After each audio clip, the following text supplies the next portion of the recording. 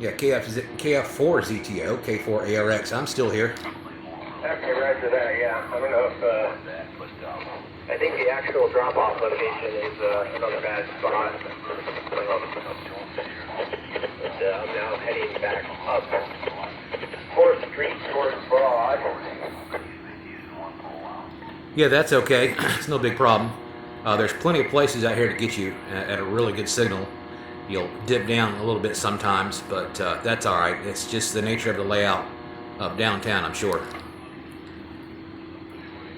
Oh yeah, you know, for what it is, I just dropped the power down to 10 watts, by the way.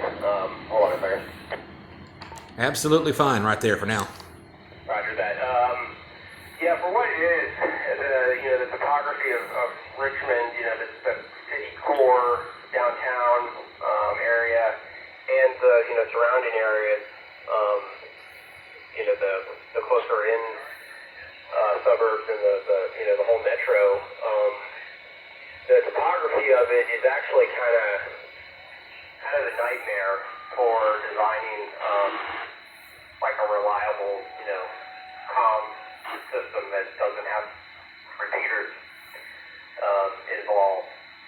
So believe it or not, VHF is actually kind of the way to go, because there's a lot of hills, there's a lot of dips, and you know, kind of variations in elevation that VHF seems to handle a lot better than the higher frequency.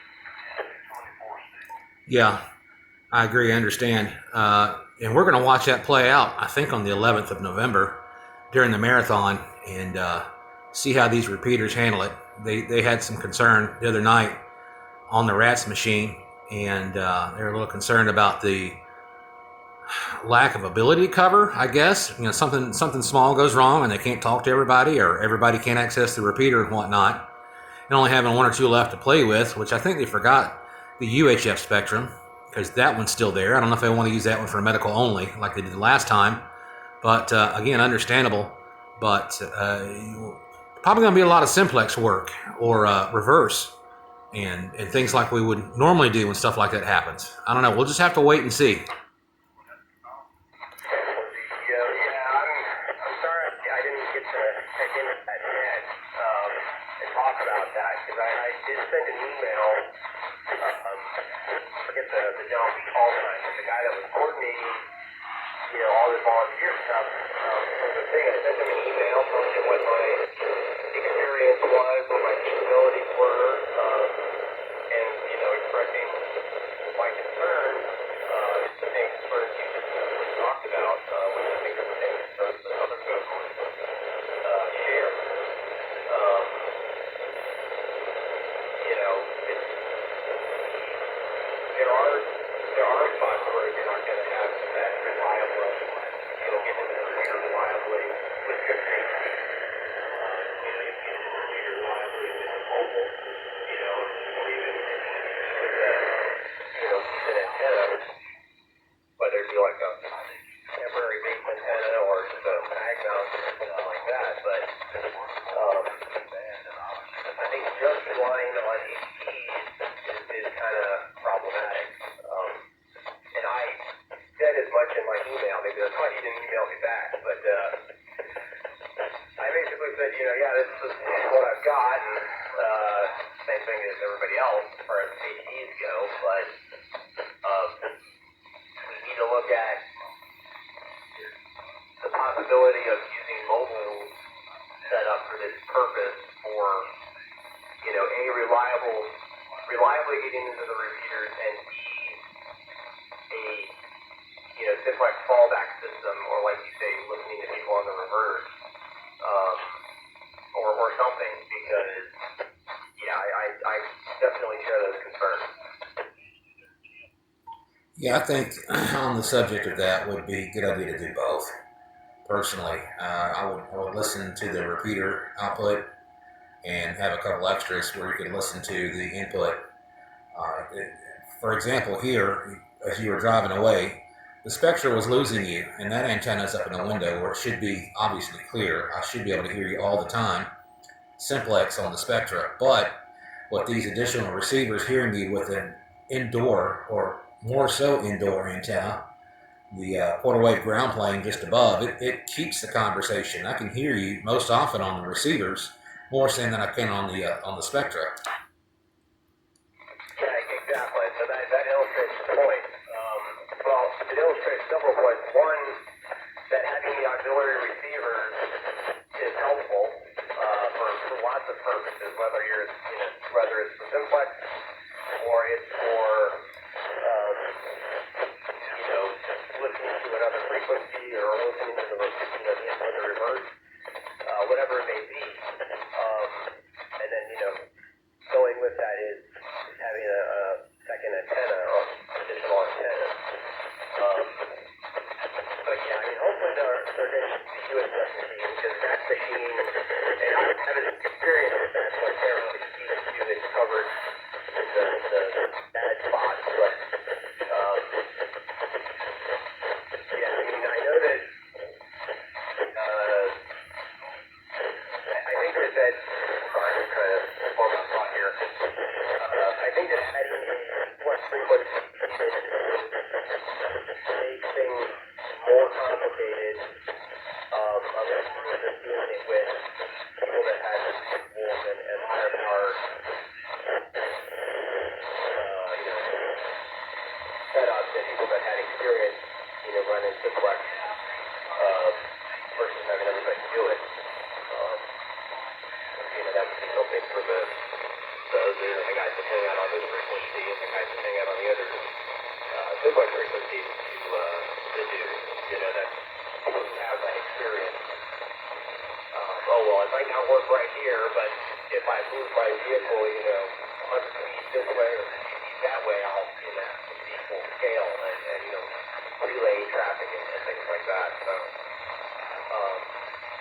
I wish that the guy would get back to me, but I have a feeling he probably been overwhelmed by my answer or my what easily could have been versus my concern. Well, it's kind of early yet. I would think he would still need more time to consider. Well, really go through all the emails. It's probably a review process, and it's almost like applying for a job, I imagine. But he's probably also very busy with other things besides the hobby and the marathon. So it's probably going to take a lot of time, anyways, to get a response back. Are you still running 65 watts? Yeah, I'm at full power now. I bumped it up a little bit ago, but I'm in a kind of a bad spot now. I should be coming in a little bit stronger right about now.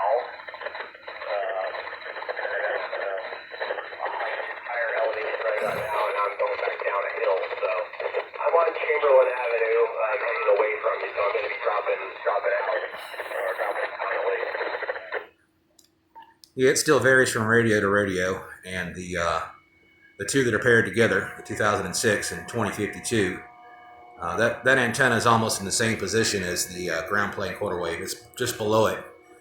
Those two have lost the signal, but the one on the ground plane is still doing a fairly good job as compared to the Spectra.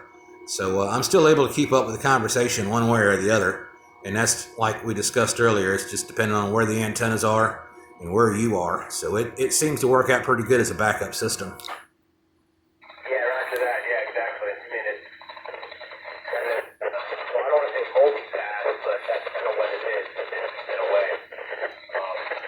What did I say here? Yeah, get something.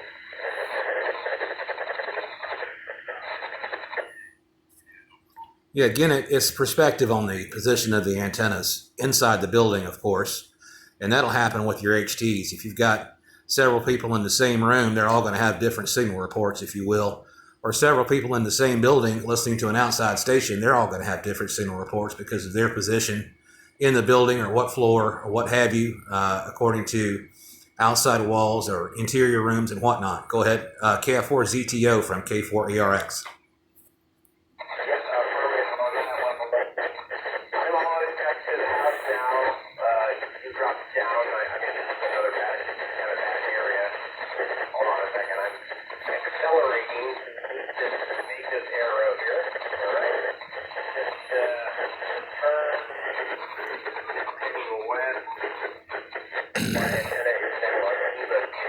hopefully now,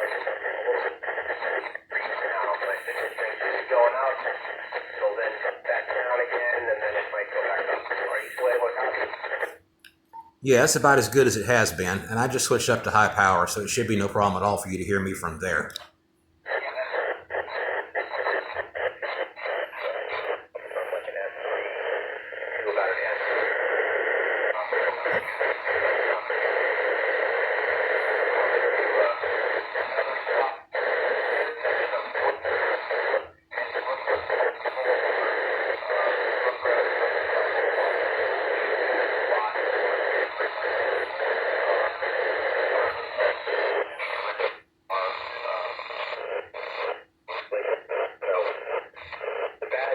For you, it's a bad spot for KO poured you a wall, and he's in like the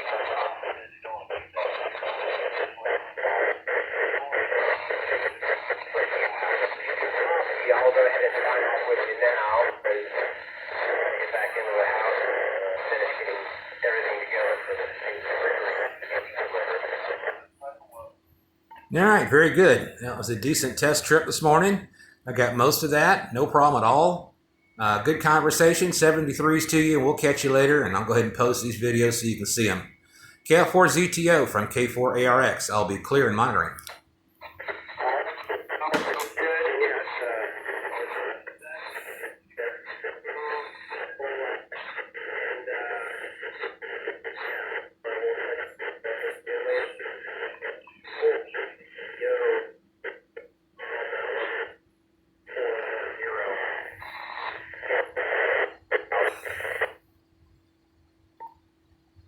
Back to scanning.